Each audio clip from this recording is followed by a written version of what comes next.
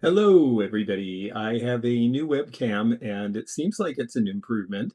If you're not able to hear me, let me know because I will adjust the volume. It's the first time I've used it, but I think it's pretty good. So let me know if you're seeing me clearly, if you're hearing me clearly.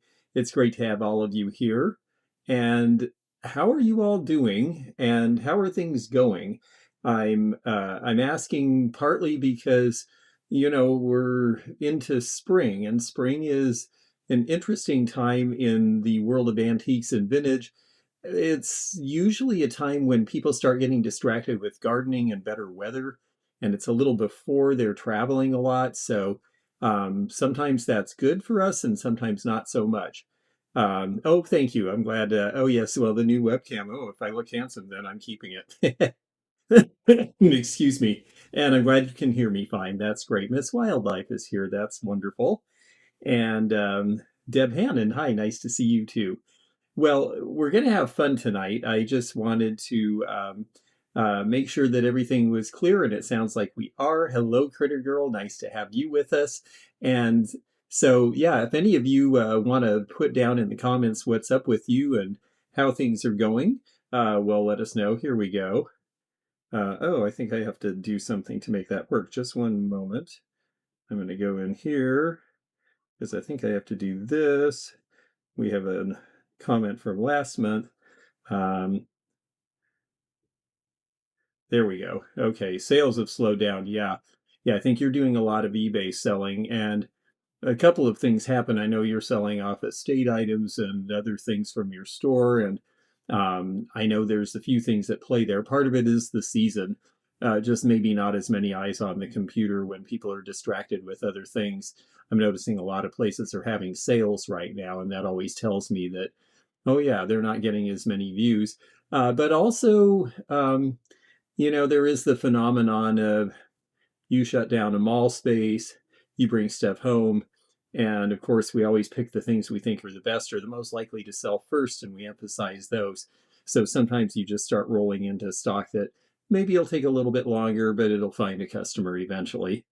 Um, Beth is getting ready for Princeton next week. Yes, yes. I hope it is a good weather for you because I know that Princeton, you're in a nice building, but I know a lot of it's outside and in sheds. And so to get people to walk around between all that, because it sprawls out over a huge fairground. I mean, generally people drive from one end to the next to go to the next part of the show. If you've ever been there, it's pretty great. Um, Interesting. Booth did surprisingly well last month, but eBay was slow.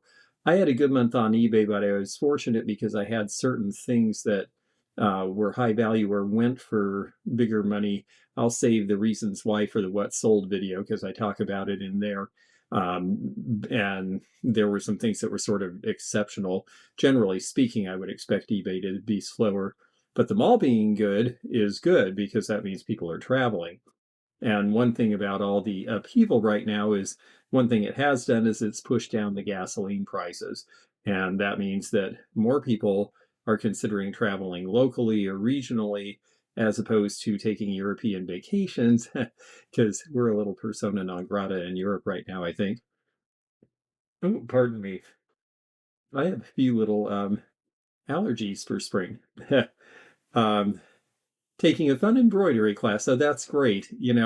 It's nice because you get into spring and classes and things open up. I need to take a Spanish language class. I actually am glad you mentioned that. I should go look into that. Been enjoying sunshine to do gardening. And yes, a lot of people, that's where people's heads are this time of year. My housemate here in Washington, she is out in the garden every single day. I'm out there lounging around and she's out there working.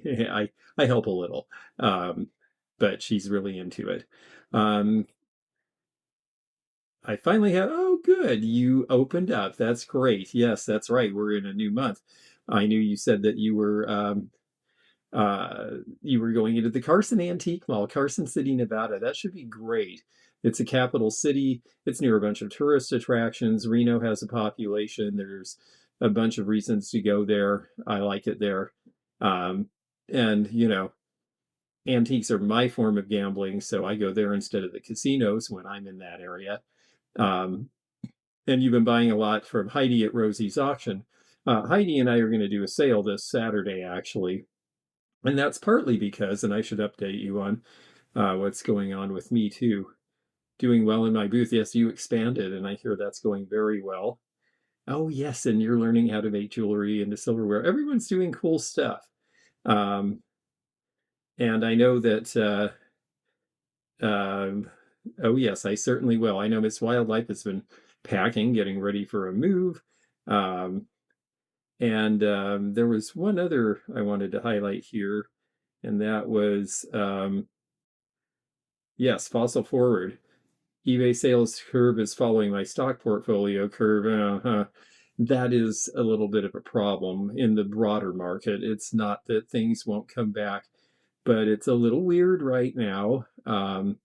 Upheaval is not good for people making decisions. It's good in terms of the fact that people look for nostalgia and permanence and antiques and vintage art of that, so that's great. But it is not necessarily the most wonderfully enhancing thing for people feeling free about spending their money. So hopefully things are going to settle down a little bit with all of that. At least there doesn't seem to be any new news day to day. So, you made a sweater out of a throw blanket. That is cool. Yes, I know you like to make some of your own clothing, and you're very good at it, actually, as I remember. And Susan P. is learning to throw pottery. So, well, this is great. A whole bunch of you are getting a whole bunch of different skills. And it's fun because a lot of what you're doing has to do with something pertaining to how things are made or how things are done. And I think that always brings more of an appreciation of how things were done in the past. So I applaud you, all of you, for having the gumption to go do all those things. So, and Sarah Wrinkle asked how I'm doing, and I'm doing okay. I don't really have a whole lot of update yet. They've been doing tests and tests and tests, and I have two more to go. And then they're going to come up with some sort of a conclusion as to what exactly is going on and what a treatment plan is. The good news is, as they said, whatever it is, it's treatable. The not so great news is they said the first couple of months of treatments, you need to basically stay away from people, which means, unfortunately, I'm not going to get to do um, Teak Stock or Springfield or some of the things I really love to do because, meeting all of you and being around in person is really, I mean, I love the online world. It's let me meet all of you virtually, but I'm really into the, having the contact and enjoying the energy and the buzz together. So that's been a little bit hard. But you know what? Sometimes you just have to slow down and take care of yourself. So that's what I'm doing right now. And I will make an announcement and let everybody know when I have a more definitive, clear notion of what all of that means so that everybody knows and it's not, no secrets or mysteries. So um, and that's just great. Well, thank you. I've got to be honest with you. Part of the reason I started this channel was because I was a little concerned that, oh, we've lost a generation. We haven't taught them things. We expected everybody to just learn everything by looking on eBay, and we didn't really tell people what was cool about this stuff or give them enough information to take it up. And so I'm thrilled that some of you have decided you really like this, that you're venturing into it, that you're selling, that you're doing things, and that you've gone to another level, and that just makes me really happy because that's what will sustain the business long into the future and preserve all of this cool stuff. So that makes me very, very happy. And yes, exactly. That is all true. And unfortunately, no, I'm not going to go to Teak Stock. I am really regretting not being able to do that. But I have let Heidi know, and she's let people on her end know. And I think that they're going to replace some of the stuff I was doing with some other events. So watch for that. We might talk about some of that a little bit this weekend when I do the sale on the live channel with her Saturday at 8 o'clock. Um, Excuse me. So, two of you had suggestions for topics for tonight, and I want to spend a little bit of time on both of those topics. One was a thing that we've talked about some before, and that is the vintage jewelry market and how to tell things apart and what things are, and kind of the progression of jewelry, costume jewelry, particularly through time. So, I have my jewelry case in front of me and lots of things to show you. But the other was long ago, Miss Oodalali said, I'd really like to understand more about Victorian. And boy, I just thought, how am I going to approach that? That's such a huge, huge, huge topic.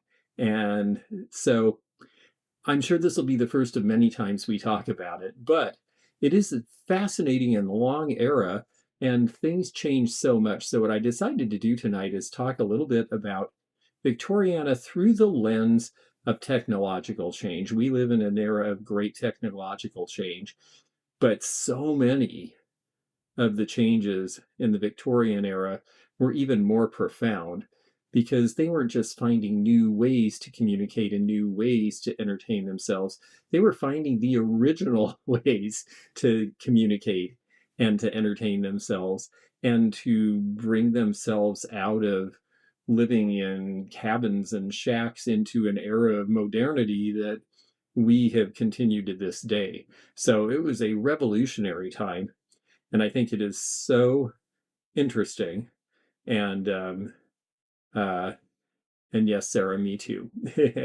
And thank you all. And it's very nice of you to say this, but you don't know all of your knowledge. You took the ball and ran with it, and that's what's so great about this. I feel like my job is to help you understand more, so you find the things you really love, and then you guys end up doing the deep dives. And already, I'm watching a bunch of you learning way more about your area, your category, your thing that you do than I could ever hope to know, which is great because I'll be calling you. So it really, really, really works both ways. But anyway, in terms of Victoriana in light of technological advances, so when we say Victoriana, Victoria came to the throne in 1837, and she was very young when that happened, one of the youngest to ascend to the monarchy. And it was after a period of real instability in terms of the monarchy. They had had the various Georges, and if you watch Bridgerton, for example, which I did a little bit for the first time this week, and I have to say, wonderful sets, a thin thread of basis in reality, and a whole lot of American soap opera type writing that I personally didn't groove with, but it was still interesting to see what the interest and the fuss was about and to see the beautiful sets and all of those things. But the one thing you will know if you watch that show or if you actually study real English history or American history is that the four Georges, uh, things got worse and worse, and George III really did progress into real mental illness. And George IV sort of kind of was just a placeholder, and then they were gone. And so Victoria, for she was the first queen in many, many, many, many, many years, and she also came by virtue of being related to the royal family in a certain way. So there was a certain amount of skepticism about her when she took power, and she turned out to be pretty astute and probably the right person to be the at least ceremonial leader of England, which at the time was the center of the industrial world, through that period of time. And so, uh, yes, um, I think that the biggest thing of all in the Victorian period that affects what we see and what we collect is the rise of the middle class who could live in cities and towns where you didn't have to be a farmer to survive, and you didn't have to be either that or royalty. There was something in the middle for the first time, something between subsistence family and farming and serfdom and extreme wealth and all the trappings thereof. And also because of industrialization, it was the first time not everything had to be made and done by hand. And so things were suddenly accessible to a lot more people at a much better price. And so the new burgeoning middle class, they saw the trappings of the wealthy. They're living in houses that were much by the 1850s. The average house, minus air conditioning and some things like that, was not that dissimilar to the way houses are made now, which is why people can restore old Victorian homes and live comfortably because they're really not that far off from the way we live. But that was a big change for that period of time. So let's see here. I think we're going to have, that's an old, we'll definitely, we'll definitely take your comments, but that was from last time. um, okay. So, for example, in the early Victorian period, a huge advancement was gas chandeliers. And you actually could have lighting inside the home that didn't rely on daylight or candlelight or sunlight coming through a window. You could have lighting day or night, and it really changed how people lived. People didn't just go to bed when it got dark. Gas lighting, notice the chandelier, all of the globes, they point up because gas burns and the flame goes up. And so you had to have the gas so that it positioned this way. So this is the first generation of Victorian chandelier. And notice it's very schmaltzy. It's also very shiny because the light is still fairly dim. And so they need things that will shine around the room. And part of the reason for all the design is, yes, they wanted to be seeming wealthy and ostentatious like they saw the royalty, but it was also because it bounced light around the room. And so then there's a transition period. By the 1870s and 80s, some places are starting to have electricity and some places are still with gas. And so chandeliers have to do double duty. So you see these transitional era ones, notice the two shades on the top, those go up because maybe you have gas in your house, or maybe you have electricity in one room or several rooms. Or if you lived in Louisville, Kentucky, for example, in 1880, Edison took a whole district of upper middle class houses and wired all of them for electricity as a demonstration project. So there's this whole section of Louisville, Kentucky that was one of the first places to get electric light. In Centralia, Washington, where I sell in the antique malls, the nice part of the old part of town is the Edison district because it was all built in the 1890s and it was the first part of town where everybody had electricity. So they had to be able to do both. So this chandelier, which is probably 1880s, you've got gas lights that go up, and then you have electric lights that cast down, because for the first time you can actually shine light down on a subject. And that really changes the way interior decorating is done. And we'll talk about that a little bit too. And then by the end of the Victorian period, many people have lighting that is all electric. And so now all of a sudden you have things like the bare Edison bulb that just glows light. And at first that was a big deal. After a while, people didn't want to see the light bulb anymore. But when it first came out, it was such an amazing thing. We wanted light fixtures where the light bulb was the attraction because that showed, wow, look how state of the art we are. So these are things that are fun about Victoriana now, is that you can see the progression as these new inventions just start to really escalate. And it's a lot of fun.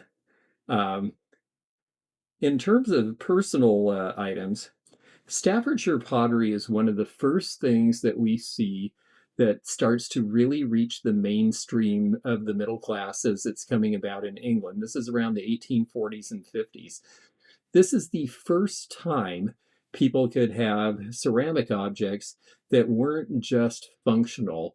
It wasn't just a jug or a crock or something like that. In fact, until about 1820 or 30, most people didn't even have ceramic plates. They ate off of a wood plate that they carved out of a piece of lumber, or they maybe off of pewter, which had lots of lead in it. That couldn't have been a good idea, but it was soft and easy to mold into something. And so that's how people lived. Well, now all of a sudden you could have ceramics and they could be just for decorations purposes. So Staffordshire dogs are a perfect example, and I want to put this up. My parents have candle chandeliers in our dining room that were rewired to use light bulbs. Yes, you will see that with a lot of Victorian chandeliers where they would take the old gas fixtures and they would put wire through them and turn them into electric fixtures because those things were expensive and it was easier to convert. And if they liked the way it looked, then why would you change it? Um, I love them, but I don't know enough about them to feel confident in a purchase. Well, there's a few things about Staffordshire dogs. I don't have examples to show you, but the very earliest ones look for large vent holes, especially on the bottom, because when they first started making this in Staffordshire, they didn't fully understand how to slow the heat down in the kiln to make it come down to room temperature, and things would crack and they would break, and it was expensive for them to have so much loss. So they would put big holes in them so that the hot gas formed in the process of cooking them had a place to escape. So old ones are going to have vent holes. By the end of the 19th century and especially 20th century examples, you really don't see that anymore. You're also going to see a little bit more crudeness, not necessarily in the detail, like these are 1850s and they're very well done with the copper luster paint, but they will have little dots in them.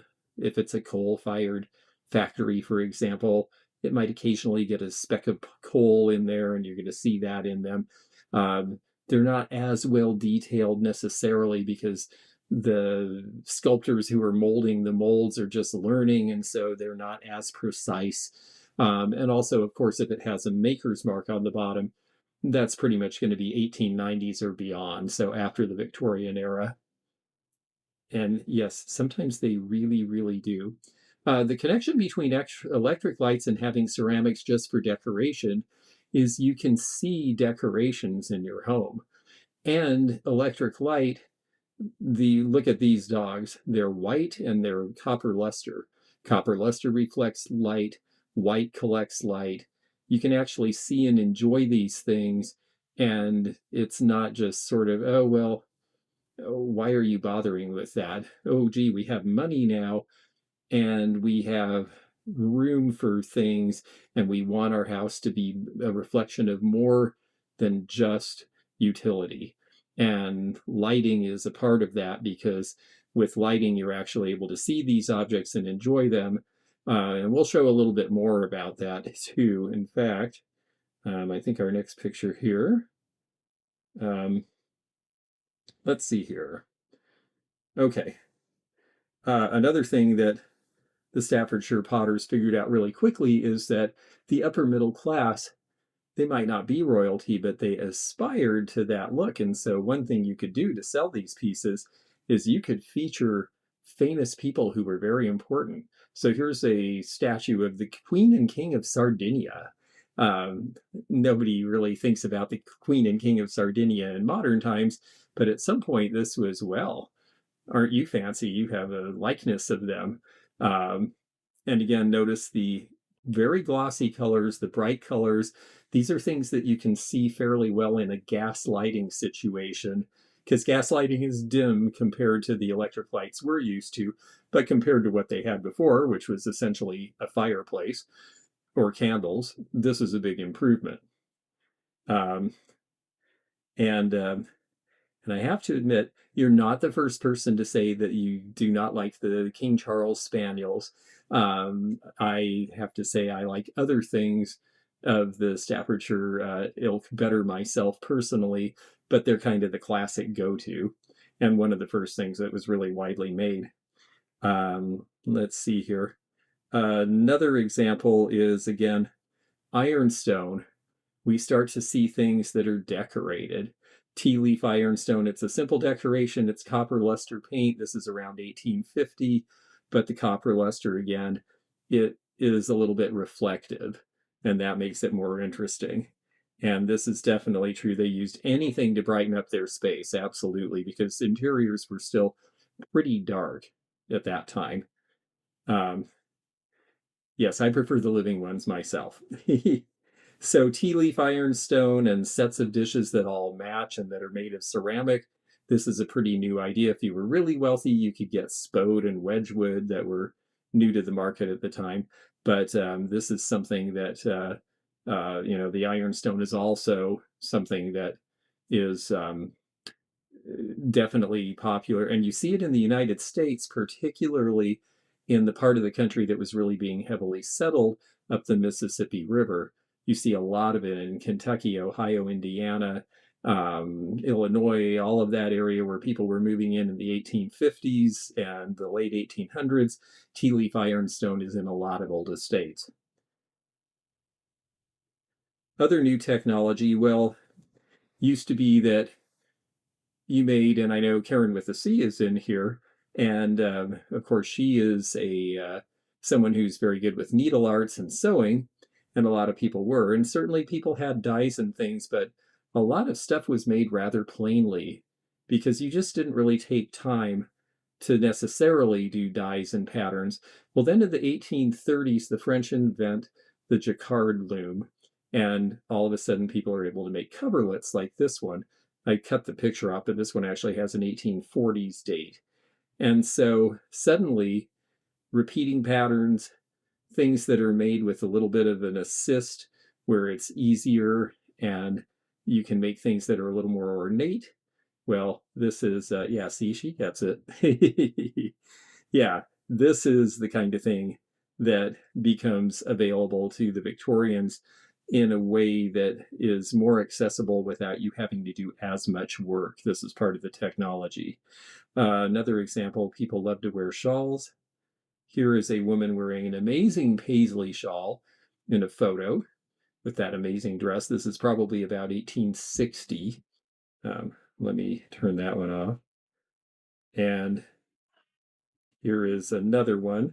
There's the shawl itself. I sold something very similar like this a couple of years ago for $200. People wore shawls instead of coats oftentimes in that period of time, partly because they had layers of clothes already, and partly because a shawl you just wrapped around yourself. It didn't require buttons, it didn't require zippers, it didn't require extra work. Um, and yes, I love that this stuff survives too. I think that's part of what I really like about Victorian and where I see, I hear people say, "Oh, Victorian, oh, it's out of fashion." I don't think it's necessarily out of fashion. I think it's just a lot of it is in collections already. I think it is very pretty, and yes, I think you would have hated it. um, so let's see. Uh, Fashion is an interesting thing that really changes too, partly and largely because of the Godey's Ladies book. This is from 1870. Suddenly, with printing being much less expensive, even though education wasn't compulsory, more people than ever are starting to be able to read. People like Andrew Carnegie go to libraries on their own and teach themselves how to read because books are available to people who never had access to books before.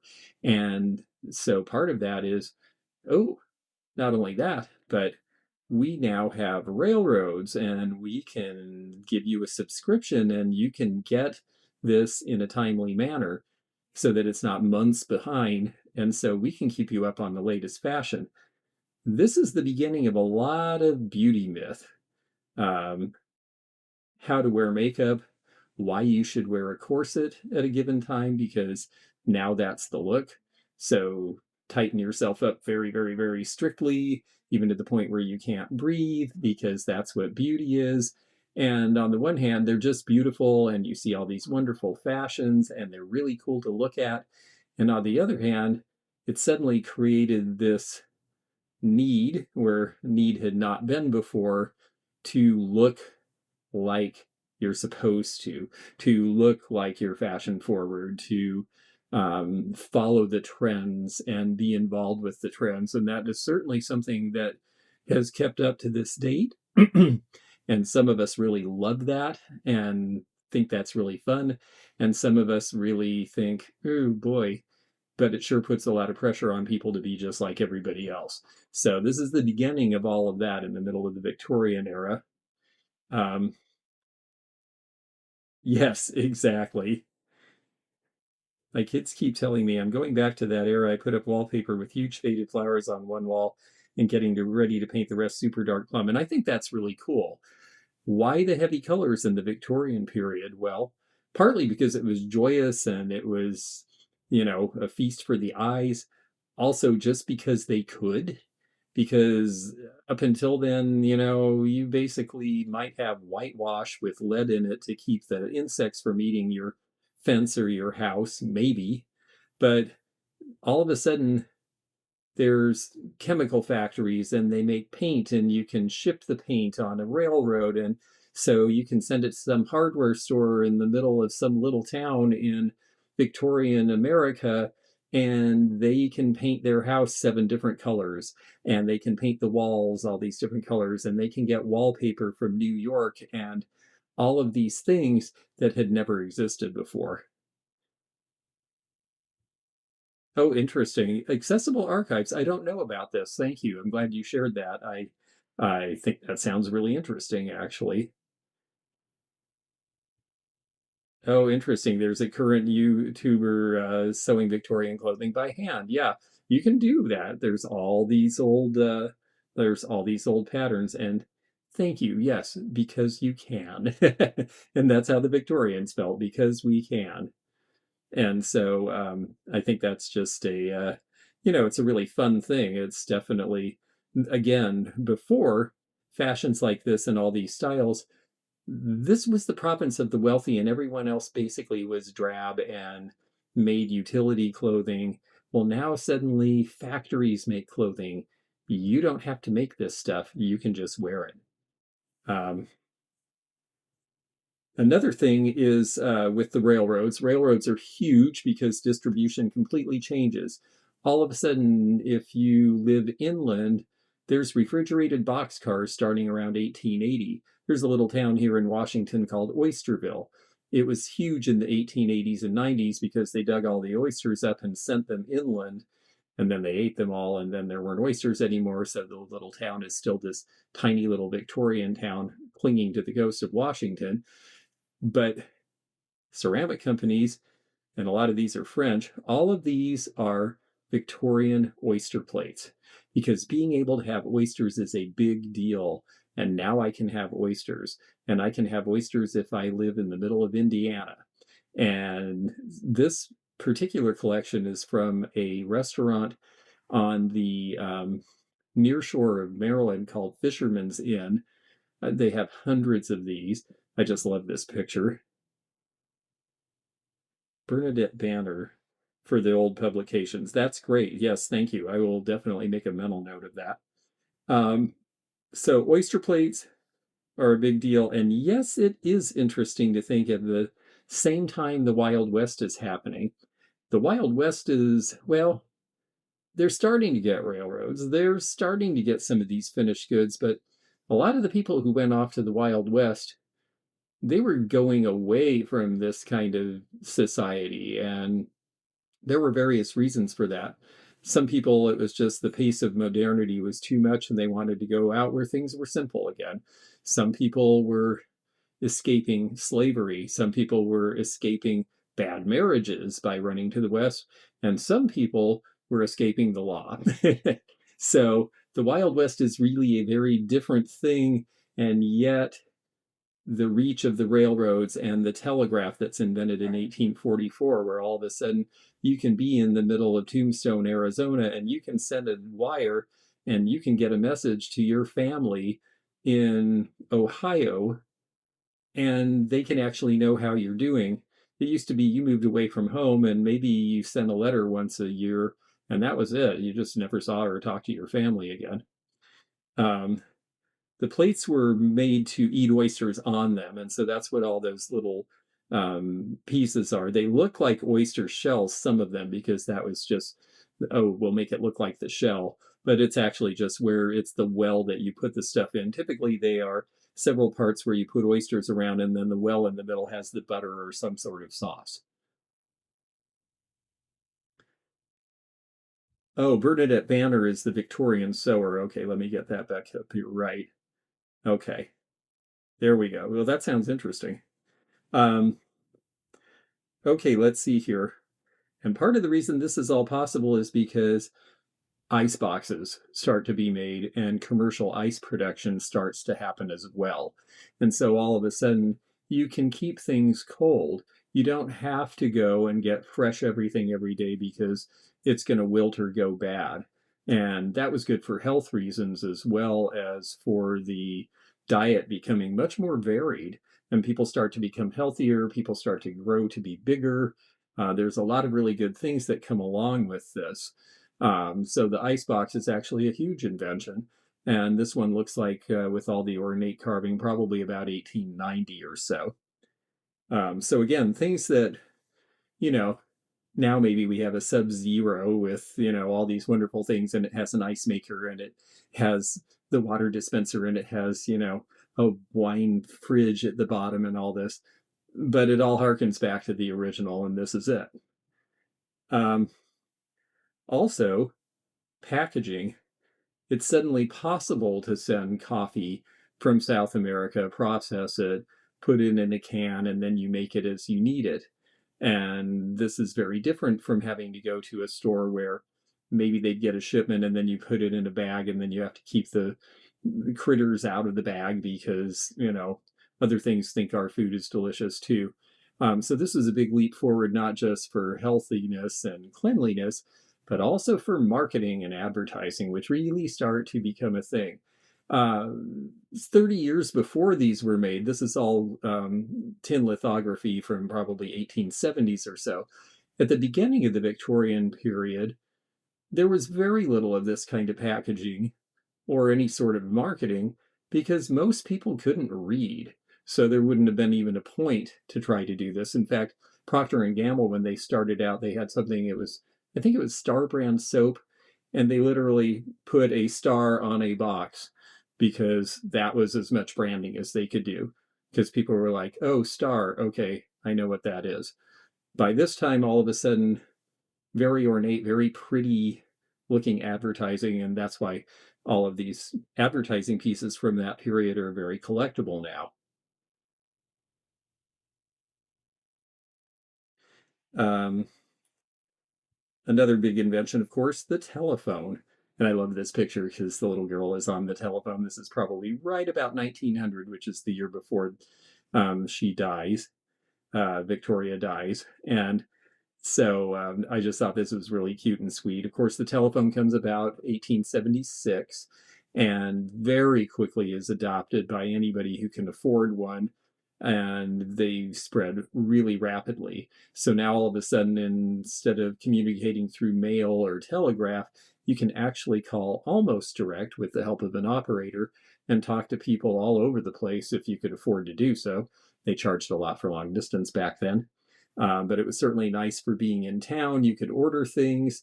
Uh, that's part of why that and the railroad are what made things like the Sears catalog and the Montgomery Ward's catalog with all those products possible because you could contact them, you could get the stuff sent to you, and it was a pretty rapid transaction. And they could collect from you because you could send money by wire or various other ways. This is before credit cards, of course. Um, Safety matches were actually a pretty new idea too, and this was something even people who didn't have a lot of money had access to. It was a lot different than having to keep a fire going, carry around something, being able to use friction to throw a flame, that sort of thing. And so all of a sudden, it's easy to light a candle or a gas stove or a gas light. And so this is actually a pretty good invention too. I think these came about in the 1840s as well. Um, and that made it possible, instead of using a regular chamber stick, well, with all the new glass companies, you could get fairy lamps. And the utility ones were like this. They were very basic. Most of these were made in England, and they had little wire hangers, and you just put the candle inside and you could hang it up in the window or you could carry it around with you. You could use it as a night light. this was certainly a lot more convenient than having to deal with a wax tallow candle and then try to keep it going and make sure it didn't fall off and burn the house down in the middle of the night. So this was actually a safety idea. Of course, art glass becomes very popular. So then you start seeing very ornate ones. This is a Clark's English fairy lamp in cranberry overshot glass. Overshot is that pebbling where you basically, while it was still hot, they would spray another layer of glass on it. You actually see Murano pieces that were still using this technique in the 1950s, but it started in the Victorian time. And so it's it's a pretty cool thing. And so that's another area. Again, when I was thinking, how do I talk about Victorian? Well, the truth is, we could spend a whole, I'm sure we could spend a whole session on Victorian glass and lots of other categories. So we'll work into this. But again, we're just talking tonight about how technology affects things and what comes about in terms of consumer stuff. Here's a good example.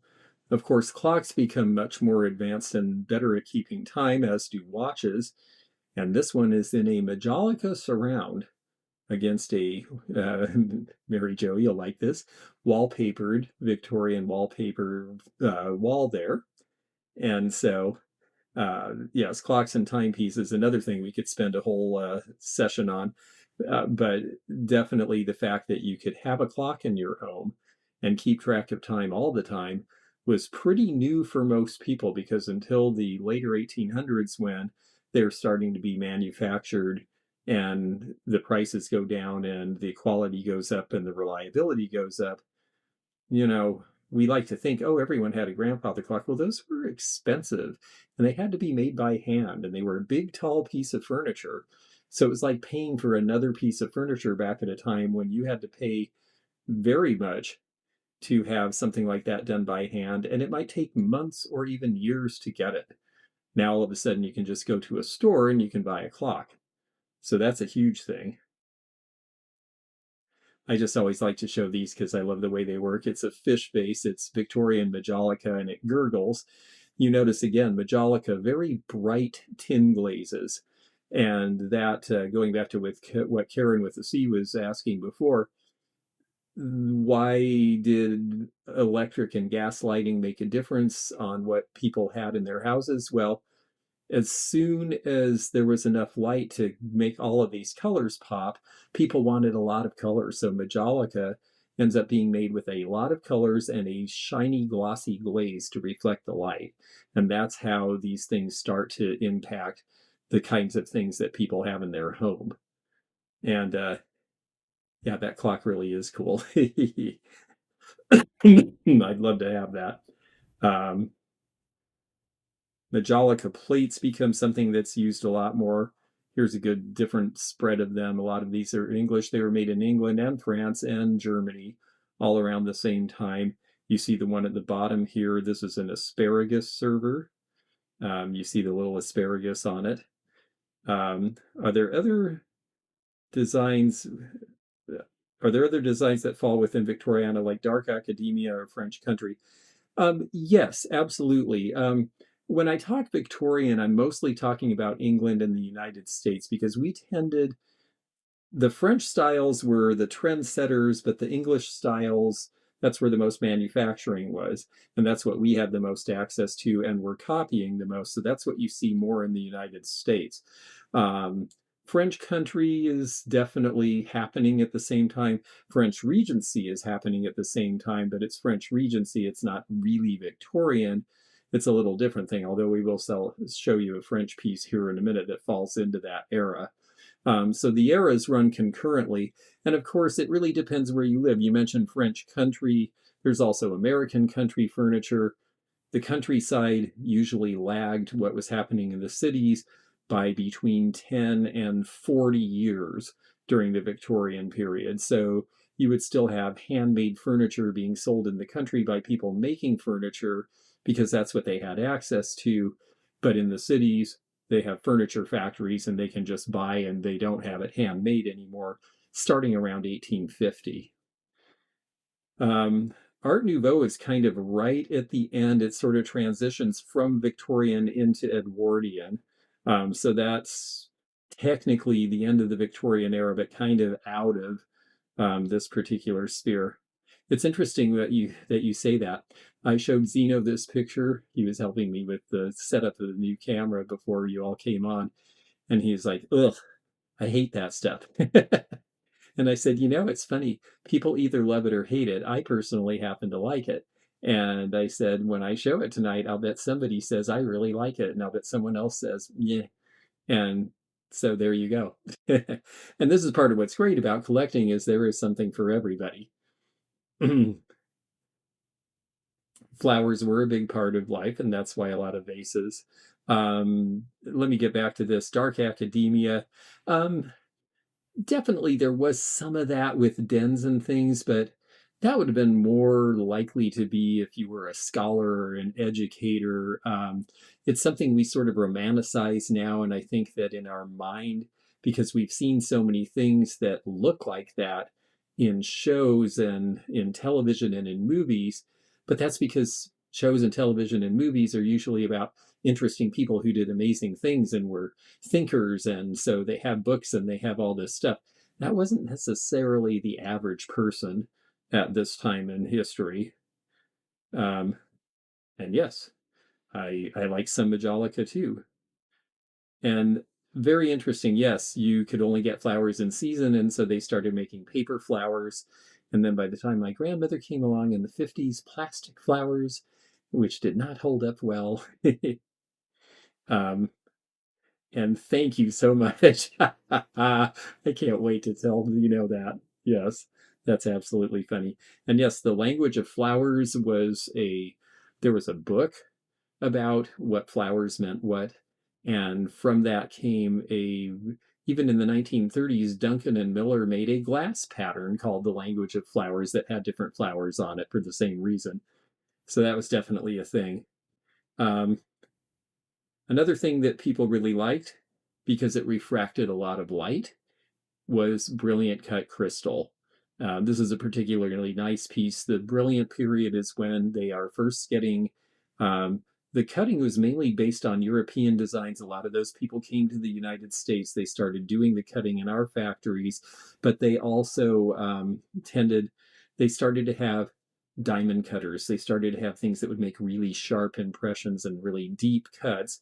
So you would get a lot of light refraction. So that turns out to be a thing. And yes, you're allowed to say, ooh, I like that one too. um, let's see. Here we go for you, Miss Udalali. So this is French Regency. This is Sèvres. This is definitely of the Victorian period, but it is French style. And the French style is more ornate and more spectacular. And this very bright blue is a very important color in French history. And so these are pretty exceptional. I think the asking price on these was 40,000 for the pair. Um, and yes, Seb is really amazing. It is truly amazing. Um, and yes, Corinne, I agree. I think cut glass is going to come back. So this is what's happening in France, and some of the finer homes have this sort of thing. We don't see a ton of it in the United States at this time. What we see instead are parlors that look like this. Now, this might start to get into the dark academia. You do see darker colors later in the Victorian period.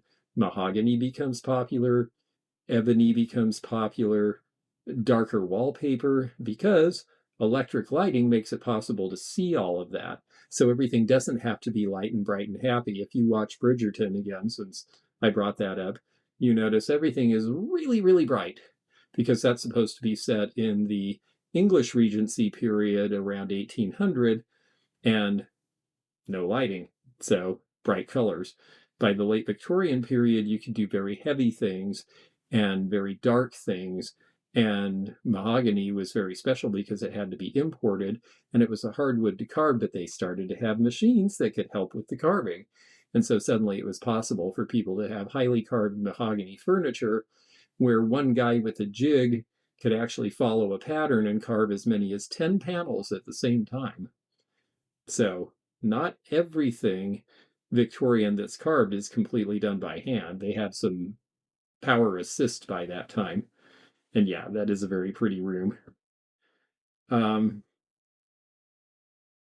chaise lounges, because uh, women laying in repose in these very long, elegant gowns was a style. It was a look. It was a thing. Pretending to faint a lot was a thing. um, but also being able to do things at home. And I think Karen with the C and some of you other folks will appreciate this. This is a rather early treadle sewing machine. Singer invents the sewing machine in the 1850s, I believe. Yeah, I think 1850s. And of course, they take over everywhere and they're well made. And a lot of the old ones are still left today because of that. And yes, you have to think they didn't have a cat. Yes, that's probably true. Although they also had a lot of things that we don't like to think of, like fleas were very common in houses. Um, here's ebony. This is later Victorian, but notice the big high back. Why is the back so high? Because people sat up when they sleep. When they slept back in this period of time, it was considered unhealthy to lay flat. Eventually, that changed, probably for good reasons, like better indoor environmental control and things and filtering and stuff. Uh, and by the late Victorian period, there is enough manufactured furniture that there's actually used furniture stores. So you start to see these things trickle down to people who are not wealthy or even middle class. And by the late Victorian period, most people could afford to decorate their house and have some finished goods in it because there were just a lot of them around by then. Photography, another new thing in that era. This is a picture from the Crimean War. This is the first that photography comes really mainstream around 1850, and the Crimean War is one of the first wars fought at that time. And they called it the Last Gentleman's War, but part of the reason for that is that the newspapers in London showed pictures of what actually was happening with casualties like you see here. And for the first time, in human history, there was actually an anti war movement from people back in the home front saying, wait a minute, what are we doing? That was a huge change, happened in the Civil War as well. They don't talk about that a lot because, now everything about the Civil War is, oh, pick a side. But there were lots of people who didn't think it was a good idea on either side. Um, and yes, I think that this is correct.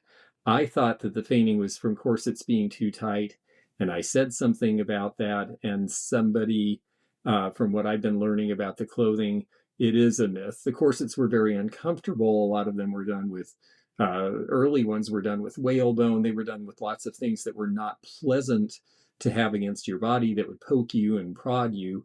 But they were generally not tightened so much that you would asphyxiate, which I always thought they were because I had been told that. I'd been told that's why there were those little bottles of smelling salts and all that sort of thing. But it turns out that fainting probably had more to do with ill health and other problems of the era. Um, entertainment changed. Stereo viewers, because of photography, all of a sudden you could see the entire world through one of these viewers. And that's why to this day, there are big collections of stereo views. I collect them, particular ones. And you could go around the world, you could see wonderful buildings, you could see famous people, could see comedy, you could see war, you could see, in my case, I collect post Victorian 1906 San Francisco earthquake because it's a really interesting visual if you want to see how that looked in person. Well, boy, the stereoscope, because they figured out how to trick your eye into making a 3D image. Well, boy, it's like being there in black and white. Um, Victorian music boxes changed pretty quickly.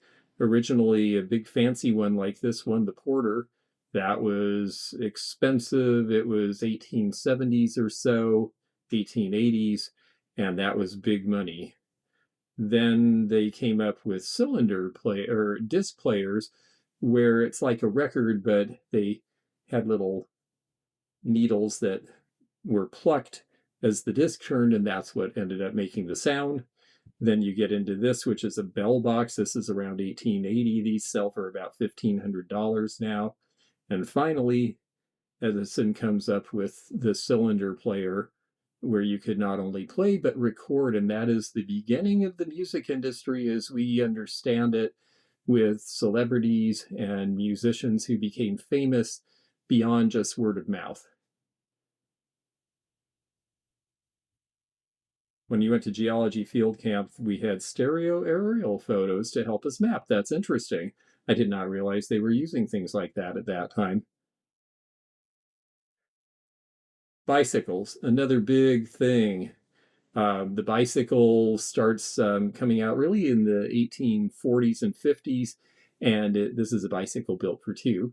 And it becomes a really important conveyance in cities because it's a lot faster than walking.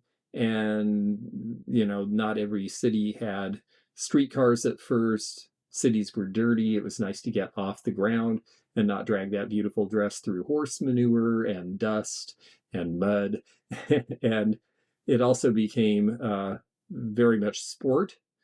By the late 1800s, the bicycle, the way we think of it, without the big wheels, is invented around 1880, 1890. And the bicycle industry is huge until it is replaced. At first, only the wealthy could afford them. But here is a 1902, which I'm cheating a little because this is the year after Queen Victoria dies. So this is technically Edwardian. But the first cars come out in 1885. The car is invented by Daimler, which is part of Mercedes-Benz. This is the first Studebaker, the 1902 electric. This is one of the first all-electric cars. Yes, long before Teslas, we had electric cars. It was so much easier to develop the gasoline engine, and they couldn't really figure out how to make the batteries store long. It always, in my mind, I always thought, why didn't they just have filling stations where you just drive in and they change your battery and you drive away and they charge the battery and give it to the next person? But they didn't do that. So electric cars didn't last. But this is the beginning of that. And it wasn't until the 1910s that the average person could afford a car, but they were definitely starting to be around. I wore a corset dress for a ball in New Orleans. Yes. I knew someone who wore one once and she looked great and she said, I'll never do that again. Um, So, printing, people have access to books, people can send each other cards. Everything starts to really change in the Victorian era. So, that's just a little rundown of some of the technological changes that happen and some of the things that we really love from the Victorian period that resulted from those technological changes because it all works hand in hand. So, I'm glad I finally got to talk a little bit about Victoriana. There's so much more. It's such a deep subject. It's 70 years of interesting things and all sorts. We didn't even talk about glass. We didn't talk about, oh, yes, the Edison Museum. I'm sure the one in New Jersey is amazing. The one in his home in Florida was astounding, and that was just where he spent a couple of months of the year. So definitely all this stuff I think is just really great. Um, So, well, that works out perfectly because we're at the top of the hour, and I wanted to spend a little bit of time also by request from Sarah. She said, I'd sure like to talk a little bit more about jewelry. And I had the opportunity to bring my jewelry case in and sort through it. And so, what I'm going to try to do, I think when people say they'd like to talk about jewelry, my impression is that you'd like to have a little better idea of how to identify certain things compared to other things. And so I'm going to try to go through, and I'm just going to pick some examples out and try to go through chronologically and, excuse me, and just talk a little bit about how jewelry changes and some of the things to look for. I don't have a lot of phenomenal jewelry right now. I have a few signed pieces. I have a lot of nice things. I don't have anything that's really amazing, but I have been buying a bunch of jewelry, and so what I'm going to try to do is show you a little bit about things I look for, um, partly to determine what things are, and as a reseller, what catches my eye. Everybody has a different eye, but I think that, because I like so many things over a big era, I think that this will be something that maybe will be of some interest. So I'm actually going to step over here for just a second and grab a piece that I don't have at my fingertips.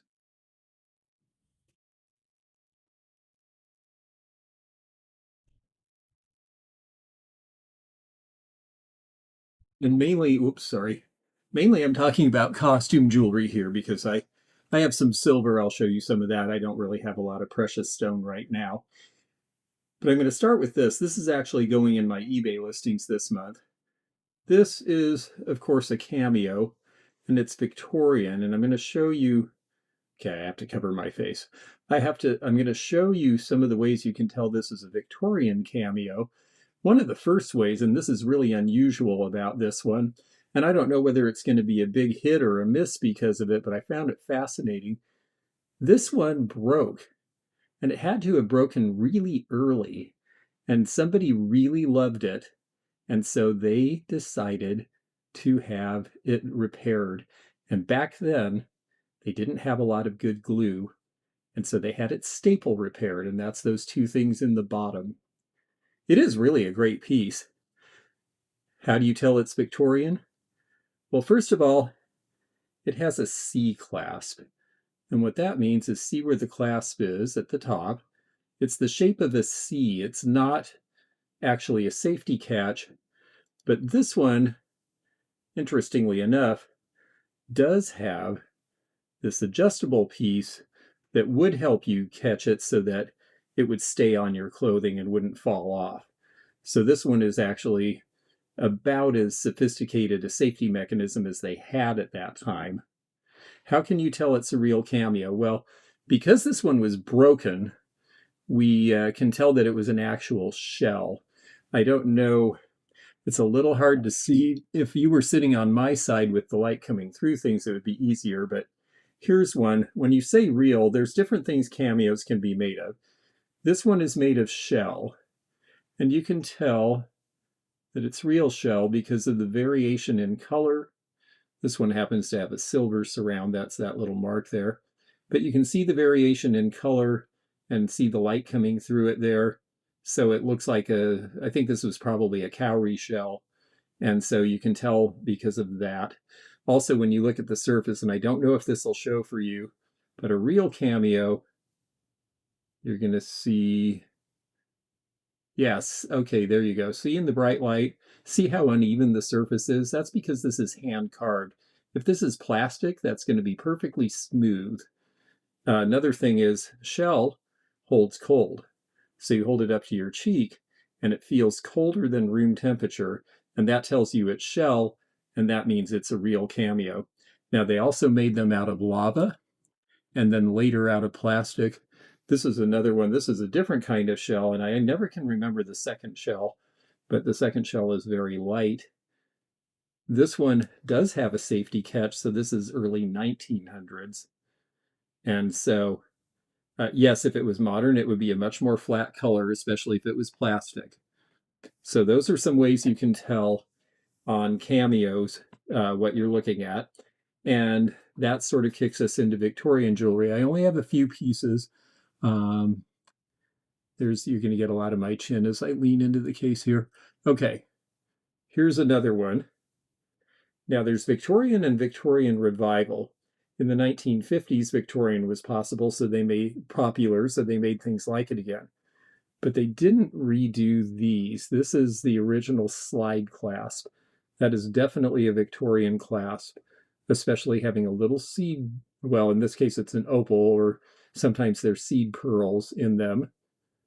So this fixture is one of the ways you can tell it's really Victorian.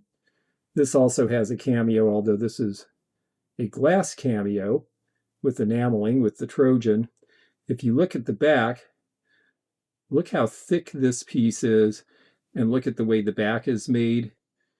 It's just a little uneven looking. that is definitely Victorian. If this was a 1950s revival piece, it's going to be much more smooth and perfect looking because by then you have better foundry methods. Things are thinner. It doesn't take as much to make the design.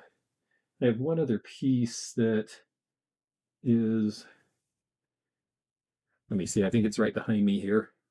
Um, oh, that clasp. How does that clasp work? That is a good question, Joanne. This one is actually made to be a slide. And the idea is that you can adjust it by sliding it back and forth. Now, I think this one's a little bit stuck, so it doesn't really slide easily. But if you see here,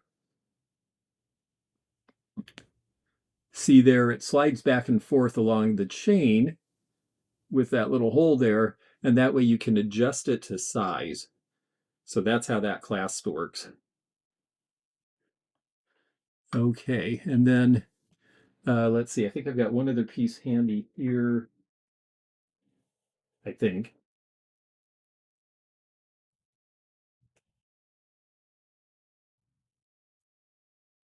Oh, yes, actually, right next to me.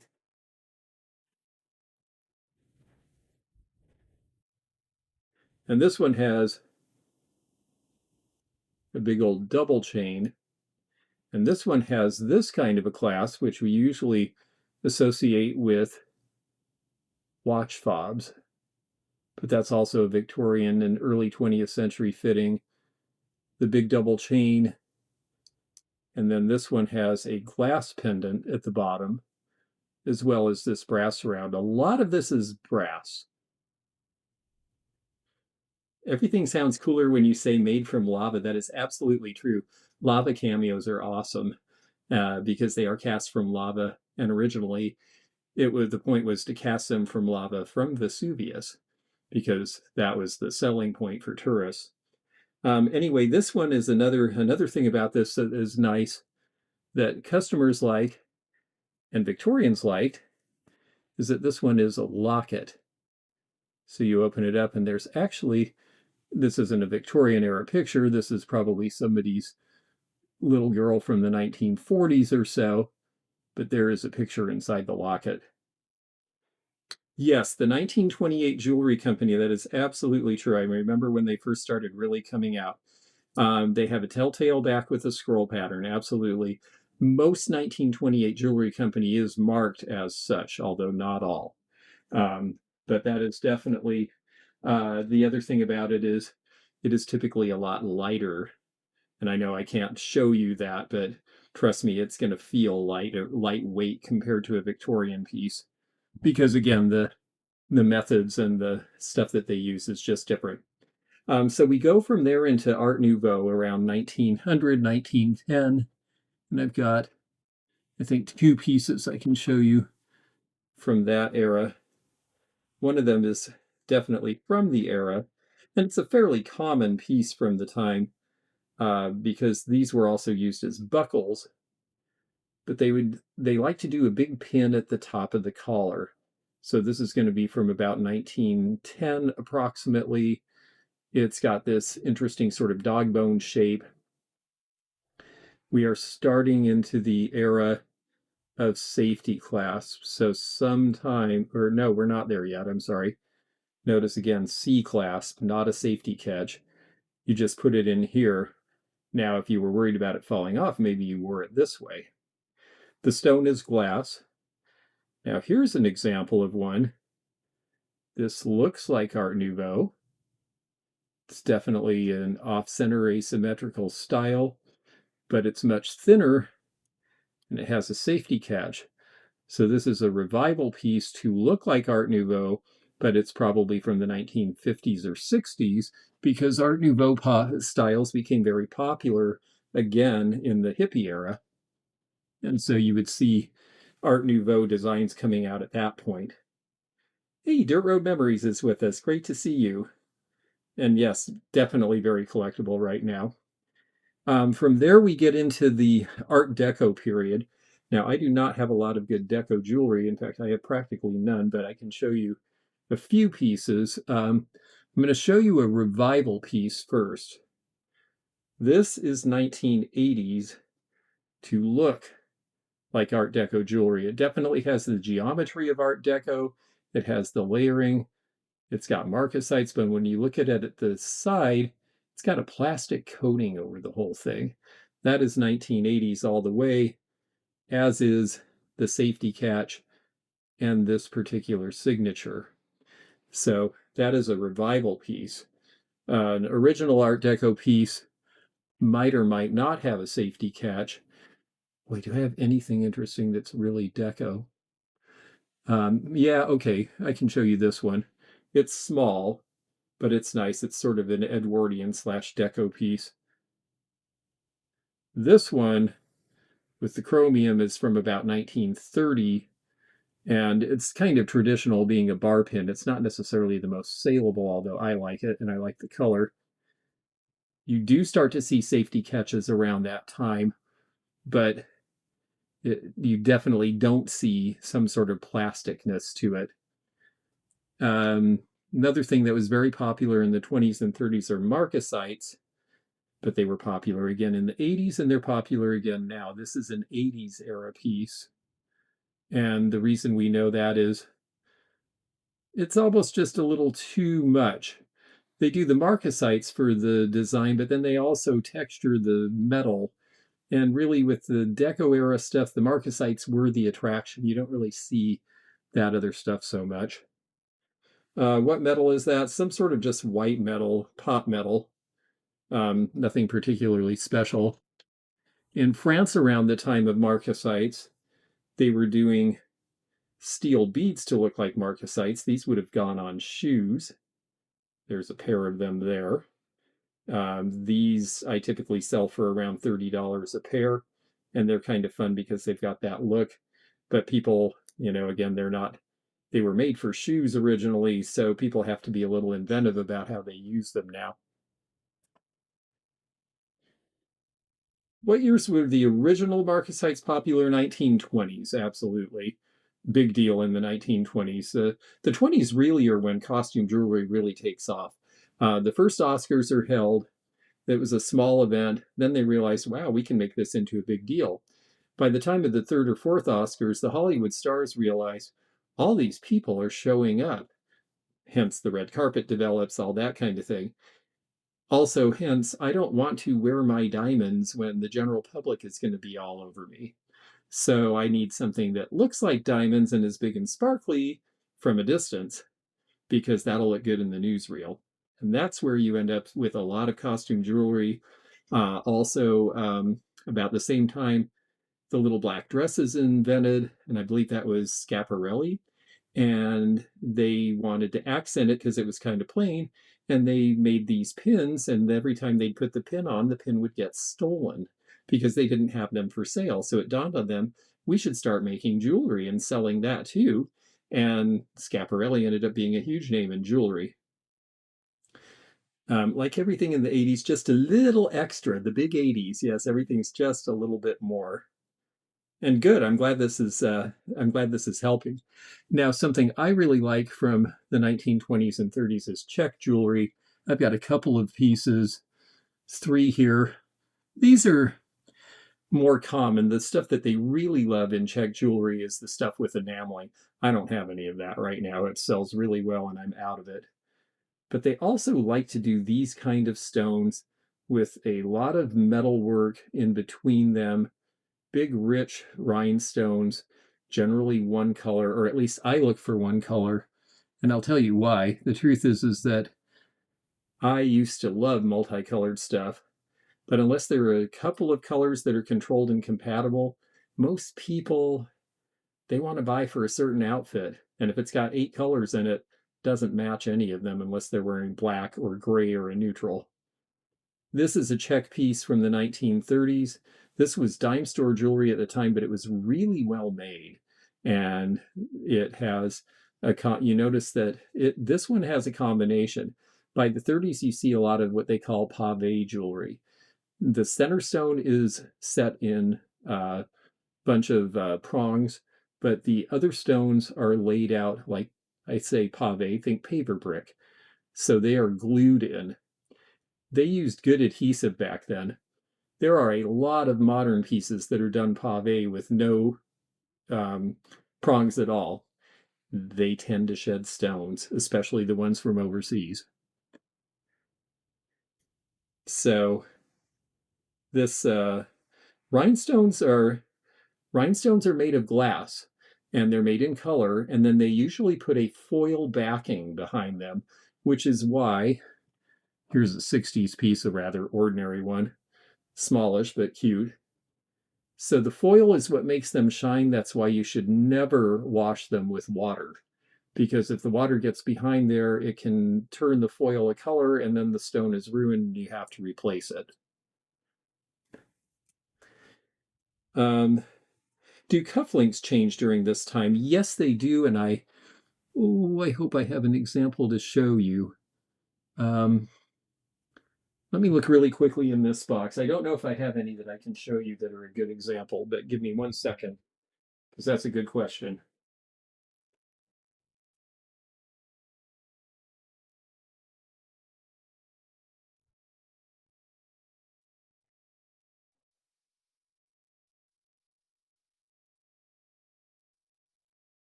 Well, unfortunately, I only seem to have tie tacks. I don't have any cufflinks, but let me just tell you, cufflinks in the 19 teens, 20s era typically are a flat, usually a circle with some design, maybe a square, and then they have a chain loop and another chain loop and a piece that looks like a football that runs oblong, and you would stick that through the French cuff shirt to hold it together. They tended to fall off. So at a certain point around, and I think these are a good brand as I recall. I want to see these might be Pierre Cardin. At a certain point, what they do is they give up the links because the links were the weak link, and they take the top. This is a 60s or 70s era piece. They still have the football shaped piece on the back, but now it's a solid rod. And that is how cufflinks change. And then they get to where they have this kind, where here's the cufflink, there's an open oval, and then you just flip that to get it in and out, and that really holds it in place. These actually happen to be Matisse, which is the company that made all of the Jouret. They did copper jewelry before they did wall plaques, and they did the Renoir and Matisse lines. So that's the evolution of cufflinks. I wish I had a I wish I had a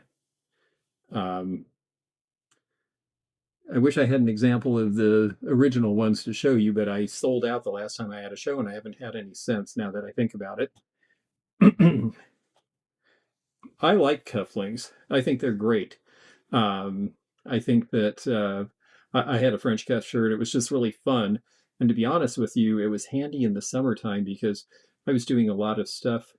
I might go to a meeting and I need to have my shirt sleeves rolled down, and then the next thing I'm unloading a piece of antique furniture off of a truck. You just pop off the cufflink, put it in your pocket, and roll your sleeves up instead of having this button thing. And then, I don't know, it just was neater. um, so, anyway, Czech jewelry we were looking at. Here's another example here. By the late 1930s, Czechoslovakia is invaded and no longer a country.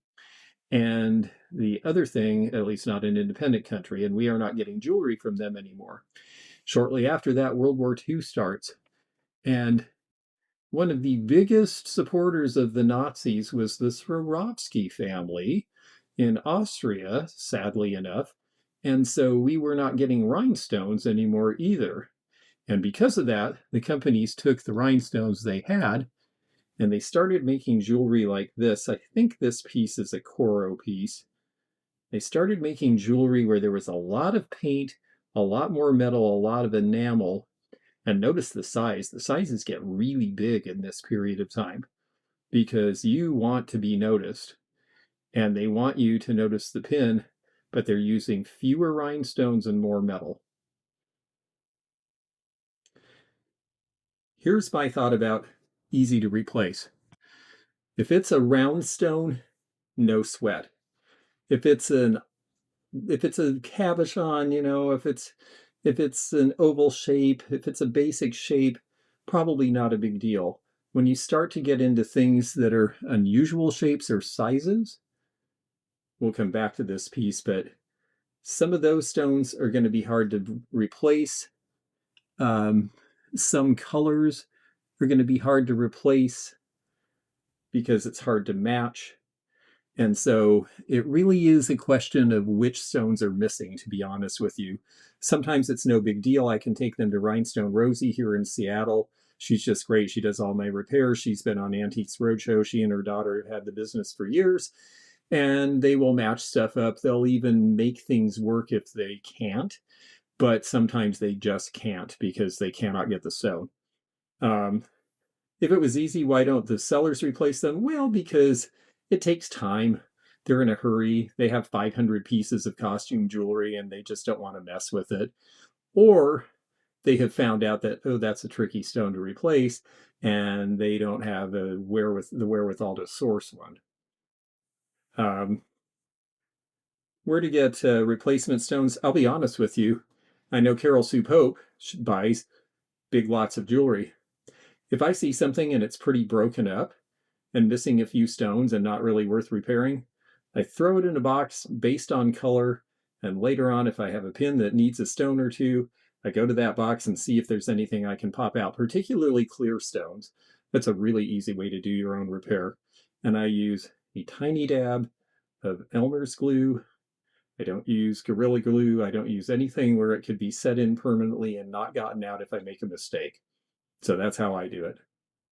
Um, and no, not all stones will fit all settings. That is absolutely true. So moving into the 1940s, so the Second World War, we start really running out of rhinestones.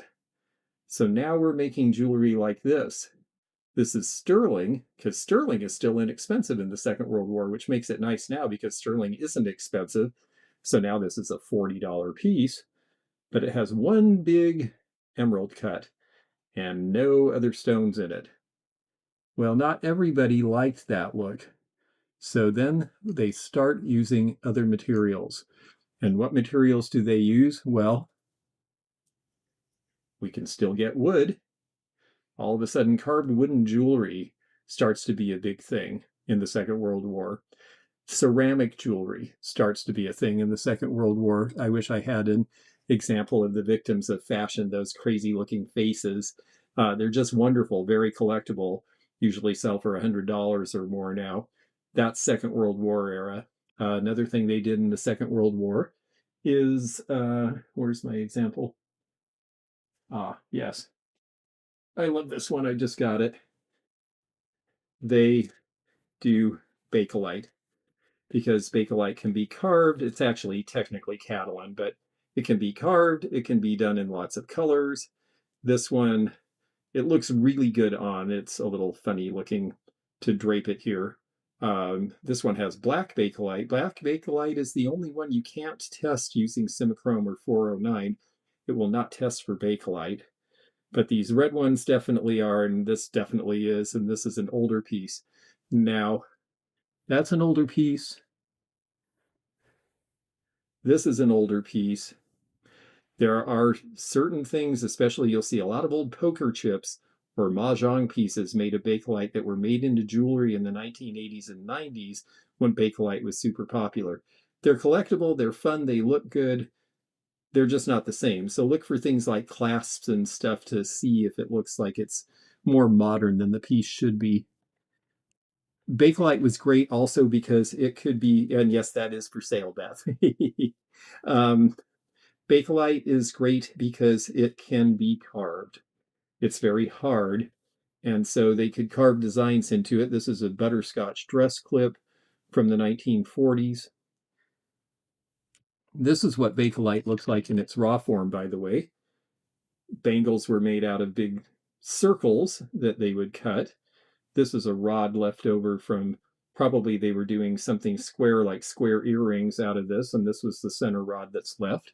So that's what a piece of Bakelite in the raw looks like. There's also this color. This is a buckle. This is apple juice Bakelite, and that is a different color. It doesn't really look as apple juicy as it is in person on with this lighting. But yeah, definitely black does not test. That's for sure. And yeah, you guys fight it out, and I'll be glad to sell one of you the the necklace. Maybe you can trade off and wear it in front of each other in Springfield and have fun. So this is the beginning of plastic jewelry. Another thing that we see from Scandinavia that becomes something in the 40s and especially in the 50s is enamel. Now, these are very small. I have better examples, but I couldn't find them in time for this. But these are earrings. These are David Anderson, which is one of the better signatures. These are Scandinavian from about 1950. So you start seeing costume jewelry that isn't just rhinestone, made of all sorts of other materials, which is fun because it expands the whole market to all these different things that people hadn't thought of before, and it was just necessity that did it. Another example, this is 1950s. This is Alaskan ivory, which is marine ivory. It's not the elephant ivory that we can't sell. Now, this actually is a real gold nugget in the middle of it. I got this set and didn't realize that when I bought it. And a viewer actually said, "Oh, I've had that set. You should test those." I have the earrings too. And sure enough, the centers are actual gold nugget. So that was another material that people used. You will see ivory as well. Mings of Hawaii was very famous for very beautiful Hawaiian jewelry that was very collectible until all these laws about selling ivory came along. And now you have to be very careful because in some jurisdictions you can't sell it anymore. And I really like David Anderson as well. And let's see here. Then we get into the 1950s, and rhinestones are back, and big and rhinestone is good, and signed is very good as well. This piece is Kramer of New York. I like the fact that it looks like citron with the yellow and the amber there, and it does have a signature on the back. I don't have a ton of signed jewelry right now. I look for signed pieces because there are people who really want a signature. There are some pieces that are very, very good that are not signed and never were. This pin, which I started to show you earlier, this is Juliana. One way you can tell Juliana is it tends to be very stacked and multi-dimensional. They also tended to use a big stone surrounded by clusters of smaller stones. The stones are very good quality. They did really, really great stuff. They never put a brand name on it. And actually, they sold under other brand names besides Juliana, and they made stuff for other people. A lot of jewelry companies made for other people. One way you can tell Juliana, and it's a little obscure here, but the puddling of the solder on the back, and I think you can see it the best right about where, okay, hard to do this, right where my finger is pointing. The solder is puddled up a little bit and it's in figure eights. And that is something that is specific to Juliana jewelry. It's not that every piece has that, but if you see that, it's a good indication that it's one of theirs. And theirs does sell for a premium, definitely. So the 50s rhinestones, some other things about the 50s, we definitely see, and we're just now finally starting to see women wearing pearls again. In the 1950s, hairstyles get shorter. So first of all, how do you know these are real? Well, everyone does the tooth test. Again, just hold it up to your cheek. If it's colder than room temperature, it's a natural material, and if it's not, it's plastic. That's the easiest way. This clasp is not plain. This clasp is fancy. It has sort of a deco style to it. Why is that? Because in the 1950s, when pearls were especially popular because Mamie Eisenhower wore them, they had short haircuts and you could see the back. So the clasp had to be fancy. If you see a clasp and it's very plain, that's probably from an era where hair was longer and you didn't see the clasp, so it didn't matter. um, Pipe cleaner jewelry is definitely a thing. That's fun. Yes. Oh, that's great. Well, thank you. I love the idea of, yes, I'll be happy to purchase some name brand jewelry. Absolutely. Um, Also in the 50s, you see, I showed the cufflinks earlier, but you see Renoir and Matisse jewelry. This is the palette and the pair of earrings. Renoir is when it has a color and enamel, and Matisse is when it's just copper. Again, this is the company that made Jouret, and you can kind of tell when you see this bracelet that makes sense that they went on to make big old metal wall plaques, because look at the skill and look at what they had to do to make just this cuff bracelet. You can see the Renoir name in there. Typically on bracelets, you are going to see a mark in the clasp area or the join area. If you, this one's called a clamper because it just clamps on. Um, and that's where you're going to find signatures. With brooches, they're usually on the back somewhere. With necklaces, it's often on the clasp or close to it. So those are going to be um, and interesting. Yes, I'm pearls finally seem like they're starting to come back. I've been selling them in Florida, um, so I do know that they're starting to be a customer again. Another thing we see in the 50s, and it's an extension of the uh, Scandinavian pieces, is also American companies making silver jewelry, and the bigger the better.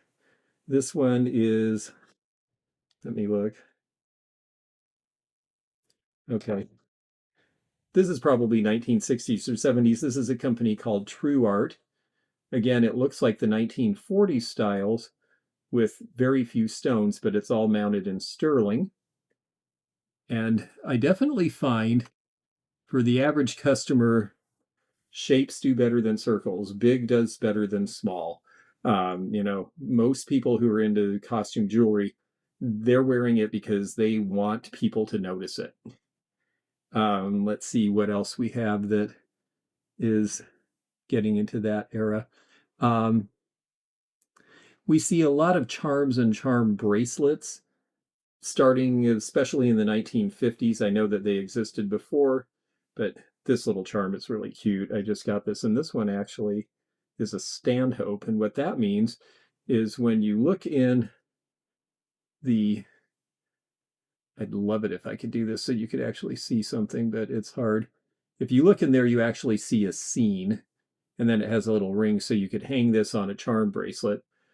So that's really cute, and people definitely, anytime you see anything, this one is Bologna in Italy, and another attraction in Italy that is upside down. um, Anytime you see a piece of jewelry, a cross with a little stone in the middle that seems sort of murky, will often reveal the Lord's Prayer, for example. So stanhopes are collectible because of that little hidden surprise. So that's something to look for. Um, People do definitely like sets. This particular one is, now we're going to get into 1960s and 70s. Now, this is Listener. Listener is not a higher end brand, but they made a few things that were a little nicer. And this one is a little nicer finish, and it has the earrings. And that's part of the reason that it'll sell. Now, is it round? Yes, but it's not just a round, it's an open wreath with some gold work. It's got a little more design, and the clip on earrings have a little design as well. So that's a little better piece as far as they do. Um, this is another company that's pretty good from about 1970. And actually, I see prices going up on this. This is Art. Notice it looks sort of like flower power enamel jewelry, but a little extra.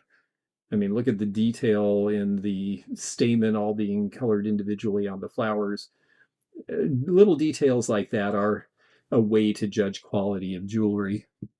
Um, you can compare that to, and I love these, but you can compare that to our typical $15 or $20 enamel flower pin, and you see the difference right away. These flower pins are selling, though, definitely. And a lot of times you can still get them cheaply because a lot of people have not caught on that there is a market for these now, especially if they're really, really big, like this one, which is about 5 inches from top to bottom. These were popular in the 60s and 70s. So that is definitely something to look for. I notice that clear is not typically as desirable as other colors currently, but clear is really great at the holiday season because a lot of people wear solid colors and clear is a good contrast. This one is marked Weiss, Weiss. Weiss jewelry is always pretty well made, and it's amazing they were able to accomplish that because they made 0 pieces of their own. It was all contract. Just like Avon was all contract, and some Avon jewelry is collectible now and turns out to be pretty good. Um, Another one that I usually avoid, but they made a few nice pieces, or I should say, had a few nice pieces made for them, Sarah Coventry.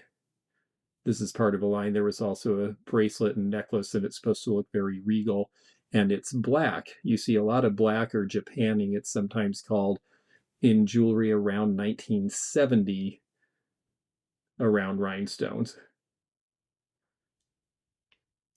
And so, um, let's see, speaking of Avon, I finally found a buyer for one of these, and then I immediately bought another one because I think they're cute. And Avon is starting to be definitely collectible amongst jewelry fans. They had some good pieces made for them. They had some designers who did for them, and they made over a long period of time. I'm also buying Joan Rivers now because she's gone, and there's some good stuff there. This one is actually a solid perfume. So you would open it up and there'd be perfume you could rub on and then rub behind your pressure points. Still in the 60s and 70s, lucite jewelry is popular. These are what they call confetti, and I like those. It's a pair of earrings. And lucite in general is good, kind of like bakelite is good. People have caught on to that now. Um, it's funny, you can't do Avon. I didn't think I could either. And then I found out that 2 or 3 pieces of theirs are really, really good and rather valuable. And I thought, all right, I need to be open minded. But that doesn't mean that you have to be. It took me years and years to get to that. This one is really nicely finished. Don't know who made it, but look at the quality of the back, and that gives you a good idea about the quality of the front. And this is big and has nice rhinestones and interesting shapes. And notice the shine on these. This is Aurora Borealis. When you see Aurora Borealis, which is essentially carnival glass, that doesn't come into jewelry until the late 1950s. And they just never thought of it before. It's funny to me because carnival glass was such a big thing around 1910, and no one thought to make jewelry out of it. But by the late 60s, a lot of people, again, were thinking out of the box. And that's why you see a lot of ceramic makers who suddenly have a line of jewelry. I only have one piece right now. This is a little tie tack, and this is Wedgwood. But a lot of companies, Treasurecraft even made a tiki face necklace, which I just love and have it at my house in Kentucky. Um, then we start to get into the 80s, and you think, oh, the 80s, that's not really old, but I'll tell you, this giant wizard pin holding the ball is absolutely something that one of our D&D players or somebody who's into fantasy and that sort of thing would absolutely consider buying. And so I'm considering buying it. Some other things that are 70s, 80s looks. Um, Again, enameling. I just love that this is a fish and it's so happy and portly and fun. It's not an important piece. It's not by anyone. It doesn't have to be. That's not always what it's about. Sometimes it's just about being fun because, jewelry is fun. In the late 80s, you get into some other materials like natural materials. This is a piece of malachite carved into a face. This is lucite, actually acrylic because it's a little later and a little lighter. It looks like dichroic glass, but it's actually sandwich acrylic.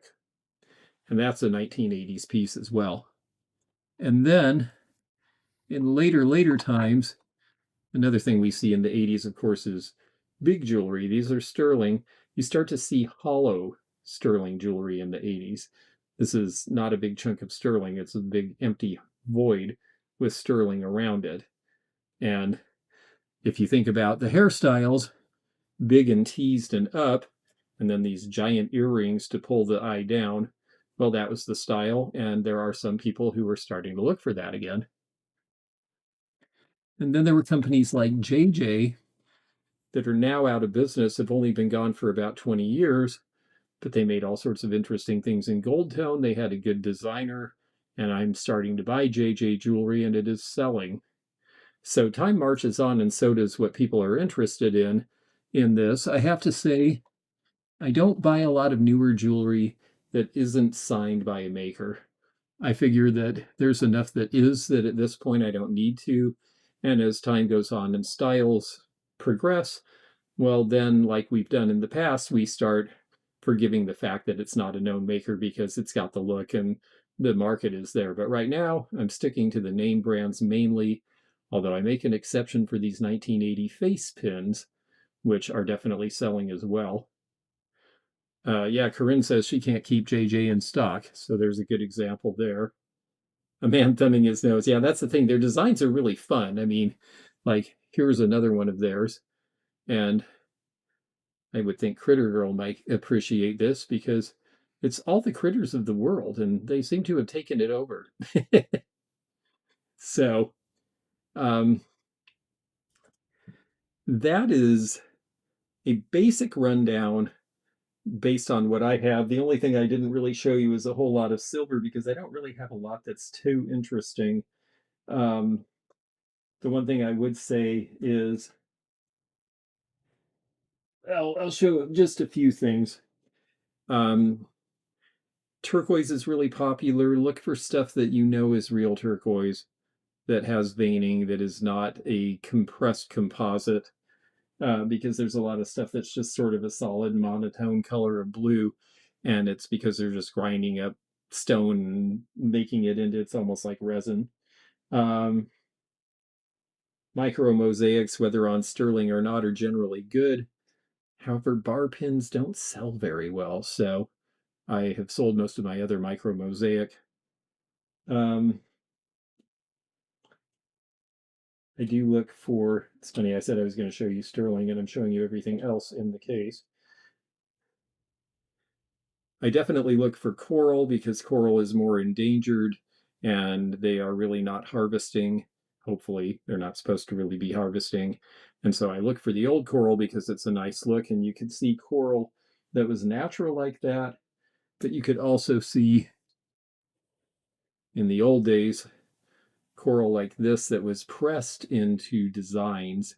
This is back from about the 1940s or 50s.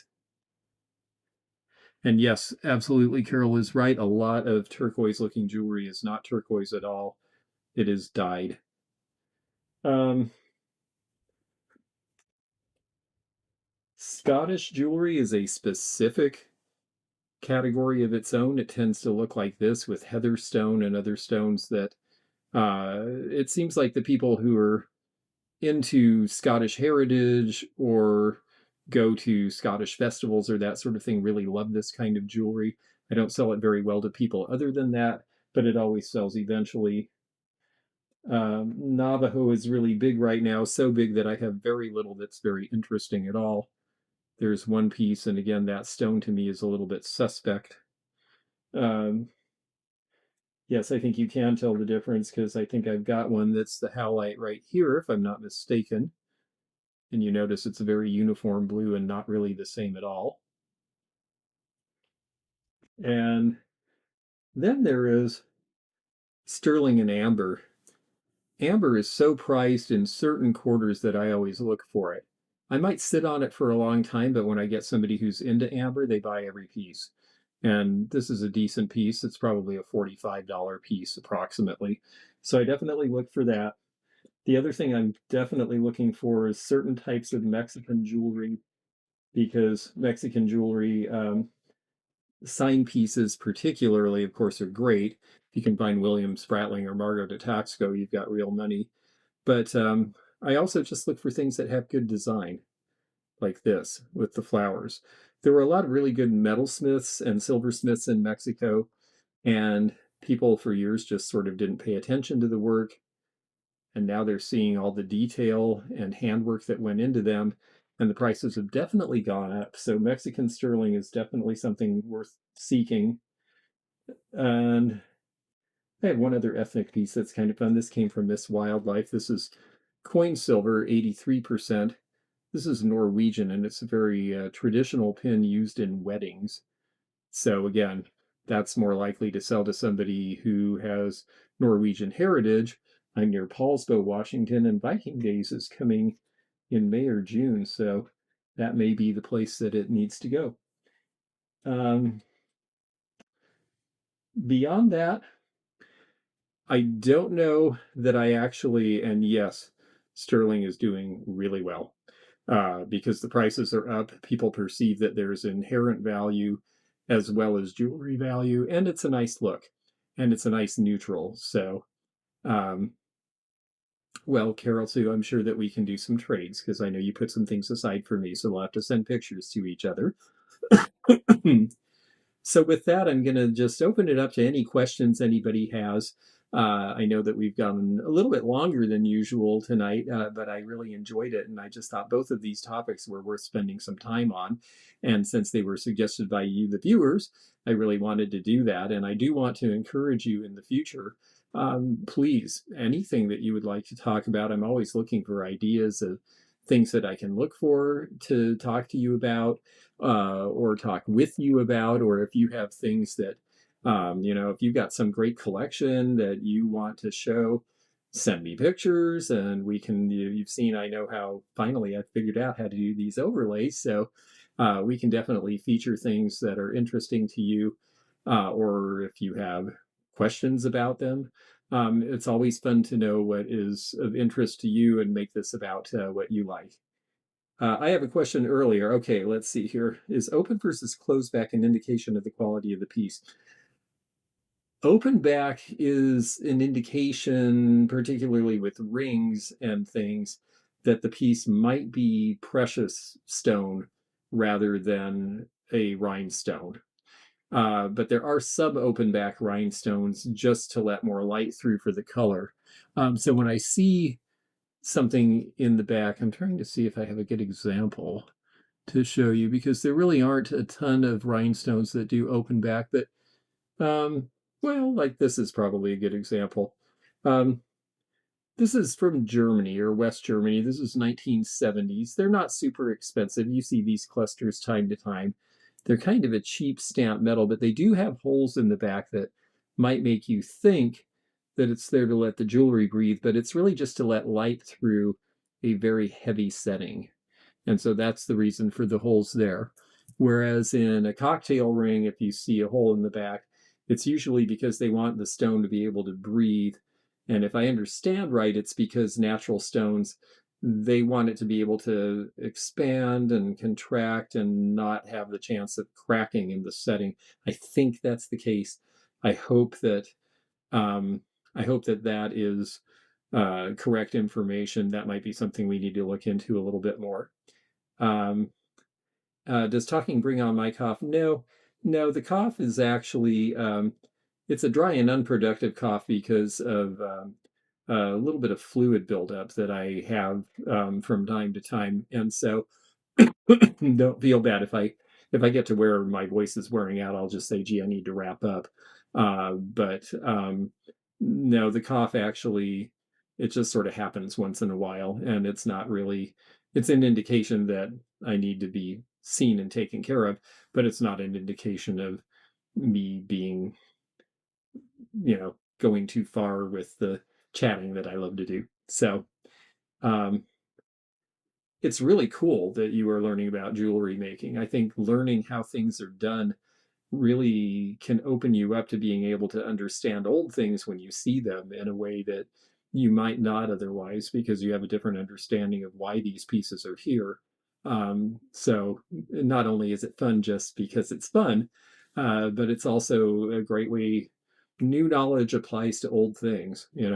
Everything's on a continuum. We see that costume jewelry's been being made for 150 years, and there were lots of evolutions along the way, and the way they do things evolves too. Well, thank you. I've really been loving this too, and the fact that you're still awake makes me think we hit a good one.